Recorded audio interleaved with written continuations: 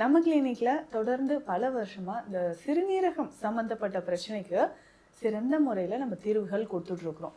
இதுல இந்த வருடம் முழுவதுமே வச்சுக்கோங்களேன், நிறைய பேர் இந்த கடந்த ஒரு வருடத்திலேயே குழந்தைகள் அதிகமாக இந்த சிறுநீரக பாதிப்புக்கு உள்ளாராங்க. சுகர் ஒரு ரீசன், மெயினாக பார்த்தோம்னா இந்த ஹைப்பர் டென்ஷன் ஒரு முக்கியமான காரணம் அப்படின்லாம் சொல்கிறோம். இது எல்லாமே இருக்கும்போது நம்மளுடைய லைஃப் ஸ்டைல் மற்றும் இந்த ஃபுட் ஹேபிட்ஸ் இதுதான் மெயின் ரீசன். அதுவும் ஃபுட் அப்படின்னு சொல்லும்போது இதில் தாங்க கிட்ஸுக்கு நிறைய பேருக்கு இந்த சிறுநீரக பாதிப்பு வர ஒரு காரணமாக இருக்குது. ஏன்னா நம்மக்கிட்ட ட்ரீட்மெண்ட் வர்றவங்க இப்போ எனக்கு டயாலிசிஸ் சொல்லியிருக்காங்க, ஸோ டயாலிசிஸ் போகிற ஸ்டேஜில் நான் இருக்கேன் அப்படின்னு ஒரு சிலர். இது தொடர்ந்து குடிச்சிக்கிட்டே இருக்கு. நிறைய பேருக்கு இது ஒரு ஹேபிட்டாக இருக்குது. அந்த டைம் ஆச்சு, ஈவினிங் டைம் ஆச்சுன்னா இந்த ஒரு கூல்ட்ரிங்க்ஸ் ஒன்று குடிச்சிட்டு ஈஸியாக ஒரு ஸ்நாக்ஸ் சாப்பிட்டு போயிடலாம் அப்படின்ட்டு. ஸோ ஃப்ரெண்ட்ஸோடு இருக்கிறோம், இதெல்லாம் இப்படி எடுத்துக்கலாம் அப்படின்ற மாதிரி தான் நினைக்கிறோம். ஆனால் பொதுவாகவே இந்த கூல்ட்ரிங்க்ஸ் அப்படின்னு சொல்கிற ஒரு விஷயம் சில்லுன்னு நம்ம குடிக்கிறோம், டேஸ்டியாக இருக்குது, இதில் நல்லா ஃப்ரூட்ஸ்லாம் ஆட் பண்ணியிருக்காங்க அப்படின்லாம் நம்ம ஆடில் பார்க்குறோம். நம்ம குடிச்சு நம்ம சொல்கிறோன்னா, ஏன்னா நிறைய கேட்டகரியில் இந்த கிட்னி ஃபெயிலியர் அப்படின்றவங்க நம்மக்கிட்ட தினம் தினம் சிகிச்சைக்கு வந்துட்டுருக்கீங்க. ஸோ இதில் பார்க்கும்போது சுகர் அதனால் கிட்னி ஃபெயிலியர் ஆனவங்க ஒரு கேட்டகரியிலையும், ஹைப்பர் டென்ஷன்னால் ஹை பிபினால் சுகர் வந்தவங்க ஒரு சைடும், இன்னொரு சைடு பார்த்தோம்னா இந்த மாதிரி குழந்தைகளுக்குமே இந்த பிரச்சனை வருதுன்னா இது ஒரு முக்கியமான காரணம். Welcome to Nitya's Varam, where ancient Siddha tradition meets modern healing. Experience the difference. வரம் நேயர்களுக்கு வணக்கம். நான் டாக்டர் நித்யா, சித்தா ஃபிசிஷியன். நம்ம கிளினிக்கில் தொடர்ந்து பல வருஷமாக இந்த சிறுநீரகம் சம்மந்தப்பட்ட பிரச்சனைக்கு சிறந்த முறையில் நம்ம தீர்வுகள் கொடுத்துட்ருக்குறோம். இதில் இந்த வருடம் முழுவதுமே வச்சுக்கோங்களேன், நிறைய பேர் இந்த கடந்த ஒரு வருடத்திலேயே குழந்தைகள் அதிகமாக இந்த சிறுநீரக பாதிப்புக்கு உள்ளாராங்க. என்ன காரணம்னே தெரியல, நாங்கள் ஹெல்த்தியான ஃபுட் தானே கொடுக்குறோம், எதனால் இது ஏற்படுது? பொதுவாக இந்த சிறுநீரக பாதிப்புன்றது நிறைய பதிவுகளை நான் சொல்கிறது வயது வித்தியாசமே இல்லாமல் நிறைய பேருக்கு வருதுங்க. டீனேஜில் இருந்தாலும் வருது, யங் அடல்ட்ஸ்க்கும் வருது, ஸோ ஏஜான பர்சன்ஸ்க்கும் வருது. சுகர் ஒரு ரீசன், மெயினாக பார்த்தோம்னா இந்த ஹைப்பர் டென்ஷன் ஒரு முக்கியமான காரணம் அப்படின்லாம் சொல்கிறோம். இது எல்லாமே இருக்கும்போது நம்மளுடைய லைஃப் ஸ்டைல் மற்றும் இந்த ஃபுட் ஹேபிட்ஸ் இதுதான் மெயின் ரீசன். அதுவும் ஃபுட் அப்படின்னு சொல்லும்போது இதில் தாங்க கிட்ஸுக்கு நிறைய பேருக்கு இந்த சிறுநீரக பாதிப்பு வர ஒரு காரணமாக இருக்குது. ஏன்னா நம்மக்கிட்ட ட்ரீட்மெண்ட் வர்றவங்க இப்போ எனக்கு டயாலிசிஸ் சொல்லியிருக்காங்க, ஸோ டயாலிசிஸ் போகிற ஸ்டேஜில் நான் இருக்கேன் அப்படின்னு ஒரு சிலர் வராங்க. இன்னும் ஒரு சிலர் நான் கிட்னி டிரான்ஸ்பிளான்ட் பண்ணுறதுக்கு ரிஜிஸ்டர் பண்ணியிருக்கிறேன், ஸோ கிட்னிக்காக நான் வெயிட் பண்ணிகிட்ருக்கிறேன், அதுக்குள்ளே நமக்கு சித்தா மெடிசனில் ஏதாவது ரிசல்ட் நல்லா தெரியுமா அப்படின்னு. இன்னும் ஒரு சிலர் பார்த்தோம்னா ஃபஸ்ட்லே ரொம்ப வெரி ஏர்லி ஸ்டேஜ்லேயே ப்ரோட்டீன் லீக்கேஜ் இருக்குது, கிரியேட்டின் லெவல் 2, 3 இந்த ஸ்டேஜில் இருக்கும்போதே பார்த்தீங்கன்னா யூரியா லெவல் ஒரு 50-60 இருக்கும்போதே உடனடியாக நான் இப்போ ட்ரீட்மெண்ட் எடுத்து க்யூர் ஆகணும்னு வந்துட்டேன் அப்படின்னு சொல்லுவாங்க.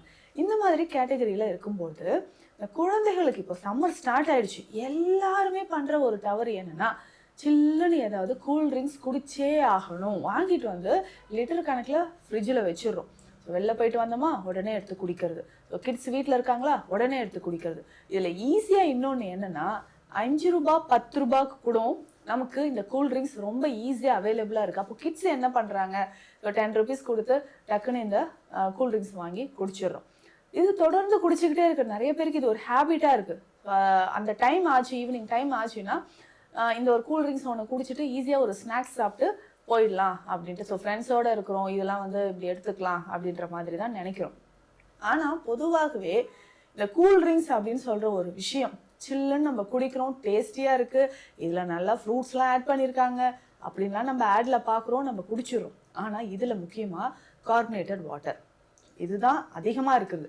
அதுக்குள்ளே பார்த்தீங்கன்னா ஹை ஃப்ரக்டோஸ் கார்ன் சிரப் அப்படின்னு சொல்கிற ஒரு விஷயம் இருக்குது. சுகர் ரொம்ப அதிகமான சுகர் இதில் சேர்த்துருப்பாங்க.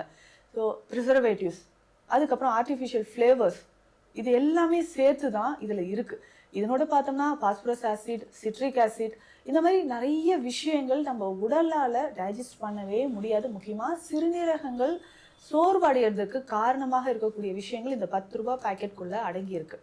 அடிக்கடி இதை குடிச்சிட்டு, அதுவும் கிட்ஸுக்கு பொறுத்த வரைக்கும் அப்போ தான் இம்யூனிட்டி டெவலப் ஆகிட்டு இருக்கும் இல்லைங்களா, அந்த டைமில் இந்த மாதிரி நமக்கு ரொம்ப கெமிக்கல்ஸ் இருக்கக்கூடிய உணவுகள்லாம் எடுக்கும்போது இது ஒரு பக்கம் இருந்தாலும் அவங்க சாப்பிட்ற நிறைய ஸ்நாக்ஸ் ஐட்டம்ஸ் இதெல்லாம் எடுக்க என்ன ஆகும்னா, இதில் இருக்கக்கூடிய சுகர் ஒரு 10 ரூபாய் பேக்கெட்டில் பார்த்தீங்கன்னா ஒரு 20 to 25 கிராம்ஸ் சுகர் அதில் அடங்கியிருக்கு. அப்போ ஒரு நாளைக்கு தேவையான சுகரை விட அதிகமான சுகர் ஒரு பாட்டிலில் இருக்குது.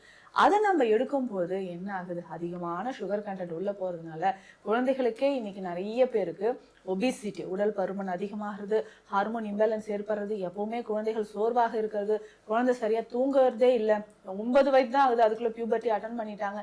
இந்த மாதிரி நிறைய விஷயங்கள் இதனோட இப்போது கிட்னி ரீனல் ஃபெயிலியர் அப்படின்ற ஒரு விஷயமும் இதுக்குள்ளே அடங்கிடுதுங்க. அப்போது உணவு முறை ரொம்ப ரொம்ப முக்கியம், கவனமாக இருங்கள். இதில் தான் நம்ம சொல்கிறோம், இதில் ஃப்ரூட்ஸ் எல்லாமே ஆட் பண்ணியிருக்காங்க. இதில் இன்னொரு விஷயம் என்னென்னா, சோடாவும் நம்ம குடிச்சிடுறோம். நல்லா ஹெவியாக சாப்பிட்டுட்டு சோடாவும் குடிக்கிறதுனால இதில் இருக்கக்கூடிய கார்பன் டை ஆக்சைடு தான் உள்ளே போயிட்டு நம்ம வயிற்றுக்குள்ளே இருக்கக்கூடிய காற்றோட சேர்த்து வெளியில் வருது. அவ்வளோதான், உள்ளே இருக்கக்கூடிய காற்று வெளியில் வருது, அவ்வளோதானே தவிர சோடா எந்த வகையிலும் நமக்கு டைஜஷனுக்கு ஹெல்ப் பண்ணுறதும் கிடையாது.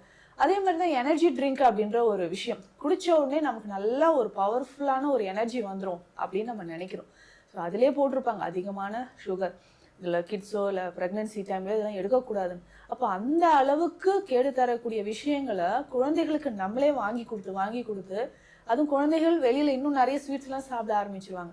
இப்போ இது கூட சேர்ந்து எக்ஸஸாக போகக்கூடிய அந்த ஃப்ரக்டோஸ், சுகர் எல்லாமே சிறுநீரகத்தையும் சரி லிவரையும் சரி உடல் எல்லா ஆர்கனையுமே பாதிப்பு ஏற்படுத்துது.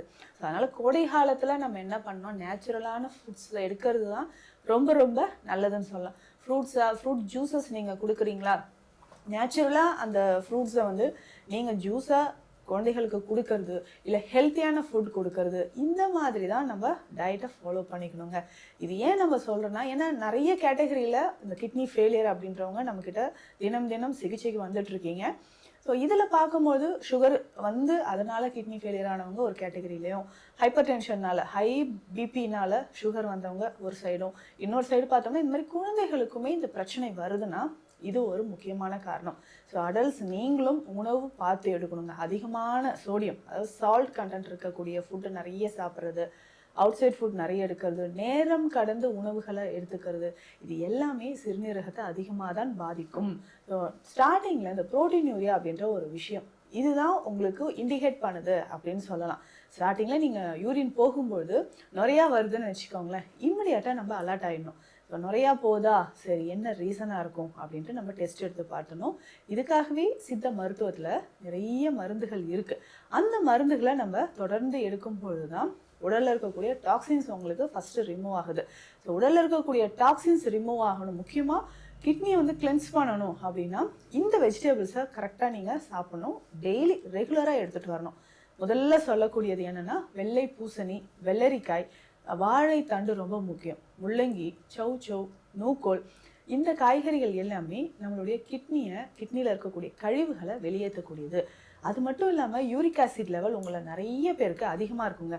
யூரிக் ஆசிட் லெவல் ஏன் அதிகமாகுது, நம்ம உடலில் இருக்கக்கூடிய அந்த புரோட்டீன் மெட்டபாலிசம் முடிஞ்சு வரக்கூடிய அந்த கழிவுகள், இந்த கழிவுகள் ரத்தத்தில் அதிகமாக தேங்கும் போது தான் யூரிக் ஆசிட் லெவல் நமக்கு அதிகமாகுது. அப்போது ரொம்ப கவனமாக இருந்து நம்ம அந்த யூரிக் ஆசிட் லெவலையும் வெளியேற்றுறதுக்கு இந்த மாதிரி வெஜிடபிள்ஸ் நமக்கு ரொம்ப ரொம்ப முக்கியமாக இருக்கும். இது கூடவே நம்ம சித்த மருத்துவத்தில் கொடுக்கக்கூடிய மருந்துகள் அப்படின்னு பார்த்தோம்னா, பொதுவாக இதில் 4 வகையான கஷாய மருந்துகள் நம்ம கொடுத்துட்ருக்குறோங்க. ஸோ அந்த 4 வகையான கஷாய மருந்துகளும் நல்ல இந்த ரேர் ஹெர்ப்ஸ் எல்லாம் சேர்த்து, அதாவது கிட்னி எந்த ஸ்டேஜில் இருந்தாலும், கிட்னி ஃபங்க்ஷன் வந்து எவ்வளோ லோவாக இருந்தாலும் அதை ஸ்டிமுலேட் பண்ணுற மாதிரியான ஹெர்ப்ஸ் தான் நம்ம ஆட் பண்ணி கொடுத்துட்ருக்குறோம். ஸோ அந்த மாதிரி இந்த கஷாயத்தை நீங்கள் தொடர்ந்து எடுத்துகிட்டு வரும்போதோ, சித்த மருந்துகள் எடுக்கும்போதோ உங்களுக்கு நல்ல ரிசல்ட் இருக்கும். இதுலேயே பேசிக்காக பார்த்தோம்னா கீழாநெல்லி ரொம்ப சிறந்தது, தூதுவளையும் எடுக்கலாம், வல்லாரை ரொம்ப ரொம்ப முக்கியமான ஒரு மூலிகை, நெரிஞ்சில், ஸோ யானை நெரிஞ்சில் அப்படின்னு சொல்கிறோம், நீர்முள்ளி அப்படின்னு சொல்லக்கூடிய மூலிகை, இது எல்லாமே சிறுநீரகத்தை நமக்கு ஆக்டிவேட் செய்யக்கூடியது. ஸோ சிறுநீரக பிரச்சனையை வந்து சரி செய்யறதுக்கான ஒரு முக்கியமான மூலிகைகள் இது எல்லாமே. இதை தாண்டியும் இதுலேயே நம்ம கற்ப மருந்துகளாகவோ இல்லை சூரண மருந்துகளாகவோ கஷாய மருந்துகளாகவோ நம்ம எடுக்கணும். அப்போது சிறுநீரக பாதிப்பு அப்படின்னு சொல்கிறது அந்தந்த அறிகுறிகள் எப்படி இருக்குன்றது நம்ம நிறைய பதிவுகளில் சொல்லியிருக்கோம். இப்போ இனிஷியலாகவே உங்களுக்கு ஏதாவது சின்ன சிம்டம் தெரிஞ்சாலும் உடனே டெஸ்ட் பண்ணி பாருங்கள். எந்த ஸ்டேஜில் இருந்தாலும் அதற்கேற்ற மருந்துகளும் உணவு முறைகளும் நம்ம சிறுநீரக பாதிப்பிலிருந்து வெளிவர உங்களுக்கு நல்லாவே உதவி செய்யும். ஸோ இது தொடர்பான மருத்துவ ஆலோசனைகள் தேவைப்பட்டால் ஸ்க்ரீனில் இருக்கிற நம்பருக்கு கான்டாக்ட் பண்ணுங்கள். நன்றி. Welcome to Nitya's Varam, where ancient Siddha tradition meets modern healing. Experience the difference.